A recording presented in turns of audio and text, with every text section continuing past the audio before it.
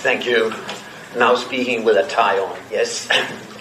Your Excellencies, colleagues from Europe, colleagues from Armenia, hosts from Armenia, thank you for the opportunity to speak to such a great audience, and thank you to our Armenian Association of Justice for hosting us. We are looking forward to the coming days. I speak here in my capacity of being the president of the EAJ. I will not repeat the speeches you just heard, but I think I wrote the name right. I was very impressed with the speech of Alina Gülaiman, and I noticed what you said about the situation here in Armenia, and the hope that we would intervene in concrete cases. I'll come back to that. I noticed that a lot of the audience is new faces, and therefore I'll speak a little about our organization, the EAJ. The EAJ is a regional organization within the international organization of judges. The object of our organization is to strengthen and support the rule of law, as well as judicial independence and impartiality within the European scope in all member states. We've got 44 members, including associations from all EU countries. That makes EAJ to far the largest organization of judges in Europe. We have a meeting tomorrow. Most of us will be present. Lots of new delegations, the first time in an EAJ meeting. We meet regularly 2 times a year, and between the meetings we ask by member associations to support their fight for independence and judiciary and the rule of law in their country.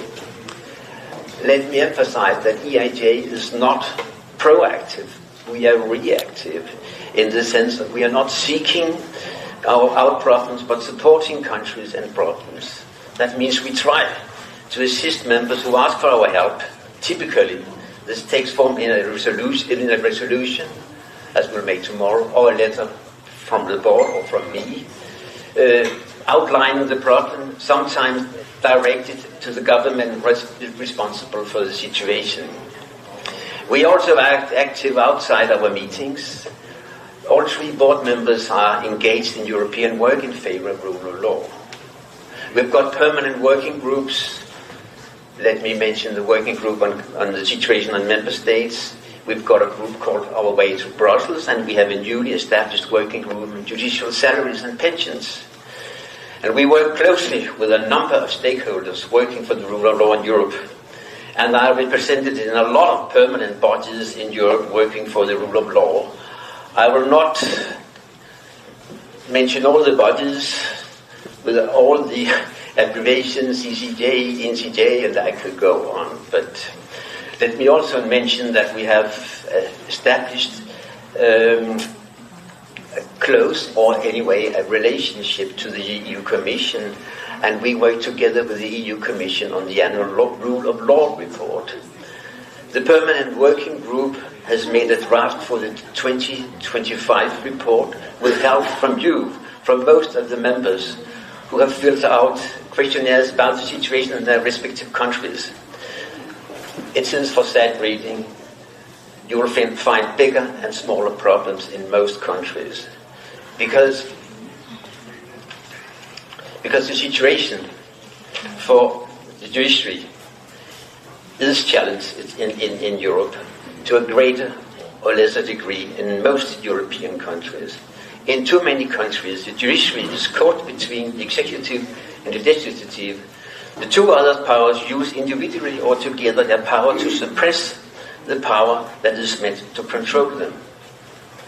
And the press helps them too. Let me mention the worst example we had. In 2016 and years after, we saw the worst example in Turkey, where thousands of our colleagues were dismissed from their jobs and imprisoned overnight. None of them are left judges, and their president is still in prison, and the Turkish Association of Judges also has been dissolved by the government.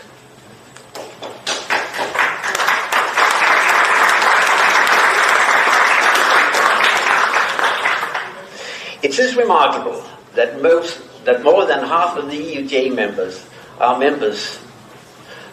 No, let me start again. It is remarkable that half of the EAJ members are members of the Union, where rule of law is a condition for membership. Some of these EU countries do actually not fulfill the basic principal conditions for membership.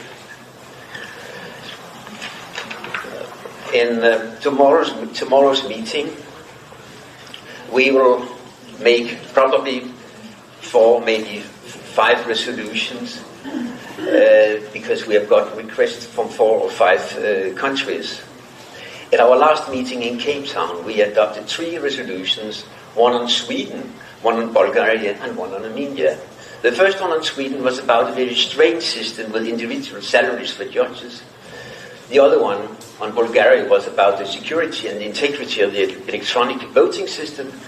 And the one on Armenia was about the misuse of disciplinary procedures against judges.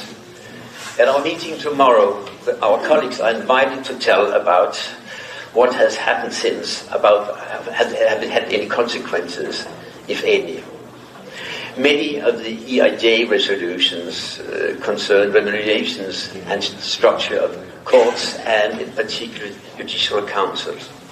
We have often pointed out, and we will do that tomorrow too, that a proper remuneration for judges is an essential element for an independent judiciary. In recent years, we have adopted resolutions on, let me mention, Croatia, Bulgaria, Slovenia, Lithuania, Slovenia, and Hungary. And tomorrow, we will certainly adopt a new resolution in the same area on Hungary. The lack of independence when it comes to judicial council is a recurring problem in many countries, and we have adopted a lot of resolutions in this respect. Also, the composition of the council is a recurring problem. I could mention here, at least I will not do that, but I could mention at least 10 countries we have made resolutions about for the last years. But tomorrow, I'm sure we will adopt another resolution at the same issue on Italy. Well, it should not all be that sad. And let me mention one good example. I shall not, it could be a bit of a mouthful, so I'll be careful, but I will not talk about the success, but I will talk about a positive story. And that's Poland. Because Poland has been one of the most serious cases in Europe and has been on the agenda for EAJ for many years. And EAJ has been particularly active in the Polish question.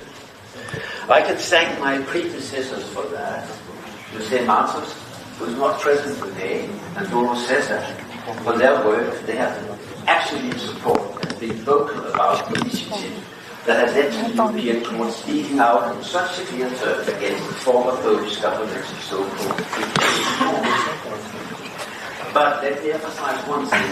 The reason why EAJ has interacted with government is not at least due to the fact that the Polish Association of Justice Justitia has requested our help and assistance from the beginning, when the previous government started undermining the rule of law. And Justitia has been very active in digital. It's a brave